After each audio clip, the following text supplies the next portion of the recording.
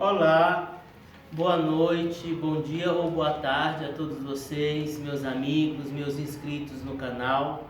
Estou eu aqui de novo, Babalorixá, Breno de Lugoendé, Babalorixá aqui do Axé Orixá Menino, de Guaianazes. Quero dar continuidade ao último vídeo postado a respeito do manifesto das 5 Yalorixás de Salvador: Mãe Menininha, Mãe Estela, Mãe Olga do Alaqueto, Mãe Tetê de Ansã, Mãe Nicinha do Bogum, a respeito do sincretismo. Dando continuidade, é importante a gente falar de todo o alvoroço, a repercussão que aquele manifesto, assinado por aquelas Yalorixás, provocou na mídia da Bahia, de Salvador, toda aquela região e do Brasil, né? A mídia criou aquele alvoroço a respeito do candomblé, rompe definitivamente com o sincretismo e sequer publicou o manifesto na íntegra, sequer publicou o manifesto, que era até um manifesto curto, né? Os jornais sequer publicaram esse manifesto. Hoje em dia é difícil você encontrar esse manifesto. Me parece que tem uma cópia no Poafonjá, nos arquivos, no museu do Ilhéu Poafonjá de Mãe Estela. Então, querendo dar continuidade, porque eu acho esse manifesto, essa postura dessas Yalorixás de grande importância para o nosso candomblé. Mas a mídia criou tanto celeuma, tanto alvoroço, quis explorar tanto isso, que no mês seguinte elas precisaram publicar um outro manifesto, pouco maior, explicativo do manifesto anterior.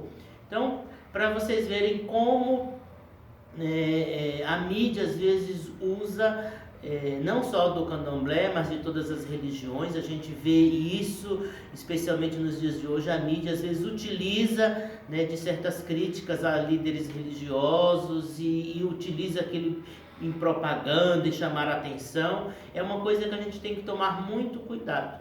Aquilo que a mídia transmite nem sempre é a verdadeira intenção dos fatos ou das realidades acontecidas.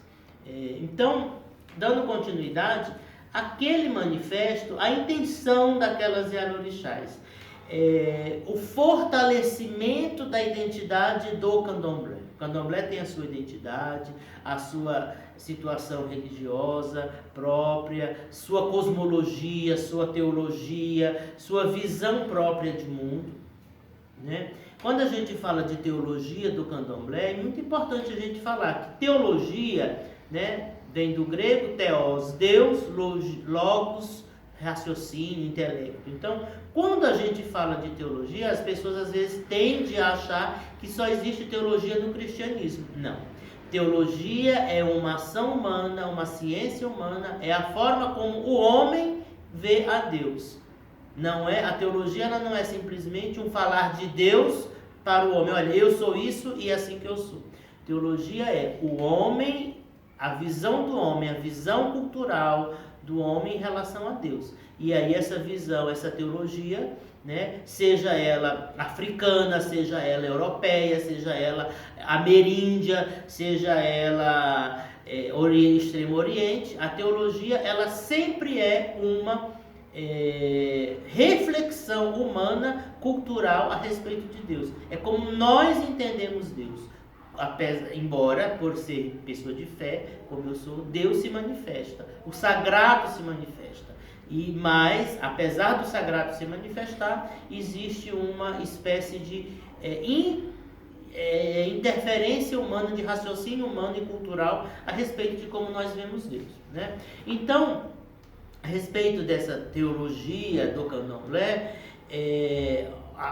esse manifesto dessas Yalorixás era justamente para dizer isso. Nós somos uma religião, nós temos uma cosmovisão, uma teologia, uma visão de mundo própria nossa, certo? E aí fica o alerta, né, para que a gente possa ser atento àquilo que a mídia pode querer, os meios de comunicação pode querer fazer uso do candomblé. É lógico que é uma faca de dois gumes, a gente não pode simplesmente sair da mídia. Nós, pessoas de axé, do santo, do orixá, nós não podemos simplesmente abandonar as redes sociais, o Instagram, o Facebook, seja as mídias televisivas. Nós não podemos deixar esse espaço vazio, nós temos que ocupar, mas com o seguinte raciocínio: não se deixar usar pelas mídias. Então, dando continuidade, eu queria ler, né? O manifesto é um pouco comprido, eu não vou ler todo, mas eu grafei alguns tópicos aqui que eu queria falar, porque nada melhor do que dar a palavra àquelas Yalorixás que assinaram aquele manifesto. Então, o manifesto começa assim: 27 de julho passado, deixamos pública nossa posição a respeito do fato de nossa religião não ser uma seita, uma prática animista primitiva. Consequentemente, rejeitamos o sincretismo como fruto da nossa religião, desde que ele foi criado pela escravidão a qual foram submetidos os nossos antepassados. Falamos também do grande massacre do consumo que tem sofrido nossa religião. Eram fundamentos que podiam ser exibidos, mostrados, pois não mais éramos escravos nem dependentes de senhores que nos orientam. Aqui é importante a gente falar, né? Quando elas comentam isso, elas estão se referindo àquelas práticas externas do candomblé no ambiente público, né? E ela fala, tudo aquilo que a gente levou para a praça, seja na lavagem do Bonfim, no presente de Iemanjá, na festa de Nossa Senhora da Conceição, seja Santa Bárbara, a festa. Então, tudo isso que a gente levou do candomblé, as roupas, os trajes, comidas, balaios, fios de conta, cantigas, tudo isso precisava ser mostrado. Nós não podíamos nos ocultar. Por quê? Porque nós não éramos mais escravos, né? Então, hoje em dia é um outro tema que a gente se debate muito. Pode-se mostrar coisas de candomblé? Não pode-se. Pode tornar-se público? Pode levar para a praça, para o ambiente público, certas indumentárias, Elas já falavam. Naquela época, em 1983, elas já estavam falando. Levamos aquilo porque aquilo era público, nada daquilo precisava ser escondido, até porque nós não éramos mais perseguidos. Então, nada daquilo que foi publicado precisaria estar escondido, certo? Então, essa é uma grande reflexão desse documento, dessas Yalorixás. Elas continuaram o manifesto, o segundo manifesto, dizendo: candomblé não é uma questão de opinião, é uma realidade religiosa que só pode ser realizada dentro de sua pureza de propósito e rituais. Então, o candomblé não é simplesmente, eu acho que... Não, candomblé é uma religião própria. E para se entender o candomblé, nós temos que mergulhar nos princípios do candomblé, na fala dos nossos mais velhos, dos nossos antepassados. E quando se fala em candomblé, nós estamos falando das nossas raízes brasileiras, afro-brasileiras, né? Porque candomblé existe no Brasil. E a religião africana é outra coisa. Posteriormente eu quero fazer um vídeo fazendo uma discussão a esse respeito.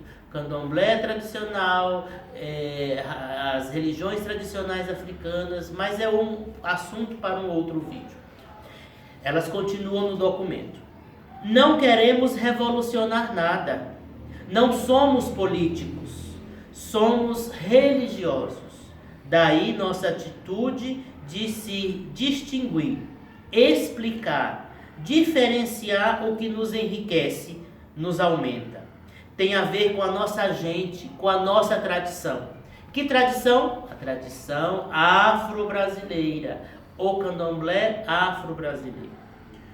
Elas continuam, deixando claro que de nada adiantam pressões políticas da imprensa, do consumo, do dinheiro, pois o que importa não é o lucro pessoal, a satisfação da imaturidade e do desejo de aparecer, mas sim a manutenção da nossa religião em toda a sua pureza e verdade.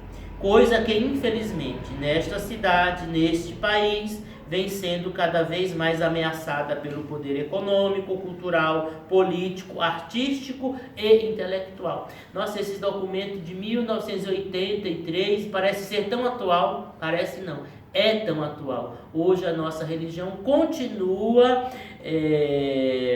ameaçada por esses poderes econômicos, culturais, intelectuais, né? Continua o documento. Desde a escravidão, que preto é sinônimo de pobre, ignorante, sem direito a nada. E por saber que não tem direito, é um grande brinquedo dentro da cultura que o estigmatiza. Sua religião também vira brincadeira. Sejamos livres. Lutemos contra o que nos abate e o que nos desconsidera.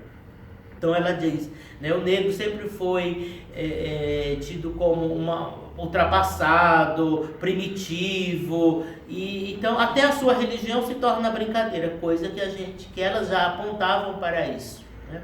Eu me lembro de certas situações em que às vezes eu saio, passeio, vou em festa, às vezes em determinados lugares, certas pessoas às vezes não têm outro assunto para falar, fica falando de coisas de santo, coisas de casa de candomblé. Isso é um perigo que a gente corre, né? O que é do santo deve ser falado dentro da casa de santo, né? Não em certos ambientes, certas festas, né? Mas ela já falava com isso. Tudo isso nos desconsidera. A gente não pode fazer com que o nosso culto, uma prática religiosa, uma prática ancestral, seja ridicularizada ao ponto de se tornar brincadeira. E o manifesto continua dizendo que nossos netos possam se orgulhar de pertencer à religião de seus antepassados, que ser preto, negro, lhes traga de volta a África e não a escravidão. Certo? Então, o documento ele é um pouco mais extenso, não vou ler todo, mas eu grifei esses tópicos. Por quê? Porque a intenção dessas Yalorixás, né, de criar uma estratégia para quê? Para que as tradições africanas, afro-brasileiras não se percam no nosso país. Essas tradições elas precisam ser preservadas. E é lógico que existe um movimento de tentativa de reafricanização, né? E a busca das raízes do candomblé no continente africano.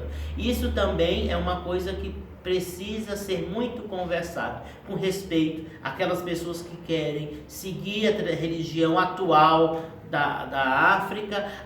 Existem pessoas, por exemplo, eu sou de candomblé afro-brasileiro, não abro mão disso, né? Respeito aquelas pessoas que seguem os cultos contemporâneos africanos, mas eu sou de religião tradicional afro-brasileira. E algumas pessoas, né, e nesse documento, já naquela época ela manifestava isso, né, uma espécie de desprezo pelas nossas tradições, desprezo por aquilo que era afro-brasileiro, uma tentativa de buscar fora, buscar na África uma cultura perdida, uma teoria perdida, fundamentos perdidos. Aquilo que é nosso do candomblé está aqui, trazido pelos nossos antepassados. Vou dar um exemplo da riqueza que é o candomblé. Certos africanos, certos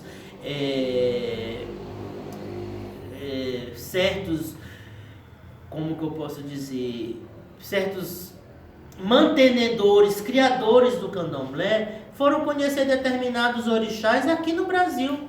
Em suas terras em África, estavam restritos um culto a determinado orixá, determinado unquice, determinado vodum, e aqui no Brasil eles acabaram conhecendo divindades africanas que lá eles não conheciam. Então a riqueza do candomblé está nisso, né? As nossas raízes estão aqui. O candomblé não foi criado por por extraterrestres ou pessoas. Vamos ver, não. Candomblé foi criado aqui no Brasil por legítimos africanos, nascidos, criados na África, e que trouxeram os seus conhecimentos sobre orixá, sobre o vodum, sobre inquice, e aqui constituíram o candomblé. Muito obrigado pela atenção. Vamos valorizar a nossa fé, vamos valorizar a nossa religião, vamos valorizar as nossas raízes afro-brasileiras, vamos valorizar a nossa cultura contra aquilo que quer nos dividir, quer nos separar ou quer nos menosprezar.